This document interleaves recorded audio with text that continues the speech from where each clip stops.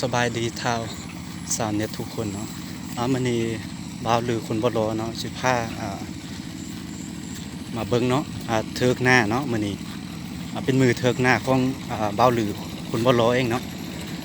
ซึ่งมื้อนี้มานำกันช่องรถเนาะช่องรถแท็กเตอร์เนาะเป็นคูบูต้าทั้งซองเลยเนาะนี่อ่าที่พวกเฮาเห็นนี่ก็ทั่วเพิ่งมาได้ประมาณ2ชั่วโมงแล้วเนาะก็ถือว่าไฟเติบเนาะอันนี้เนาะมาเบิ่งคันที่1เนาะเพิ่นว่ากำลังป่วนอยู่ว่าซั่นอันนี้เพิ่นว่าเป็นหน้าเคยเนาะมื้อนี้เพิ่นอ่าอุตส่าห์มีน้ำใจเนาะมาเทือกหน้าสวยเนาะฝ่าฝนมื้อนี้ก็ถือว่าเป็นใจพี่น้องเลยเบิ่นหนึ่งตกเบิ่นหนึ่งก็เช้าเบิ่นหนึ่งตกเบิ่นหนึ่งก็เช้าเนาะสำหรับนั้นเพิ่นว่ามือใหม่เนาะบ่แม่นมืออาชีพเนาะอ่าเพิ่นหาก็มาฝึกฝนมื้อนี้เนาะถือว่าบรรยากาศมื้อนี้ก็เต็มไปด้วยความ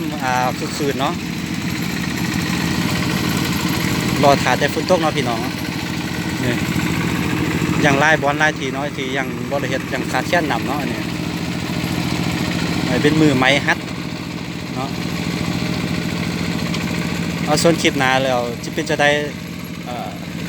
จิถ่ายทำต่อเนาะขอขอบใจ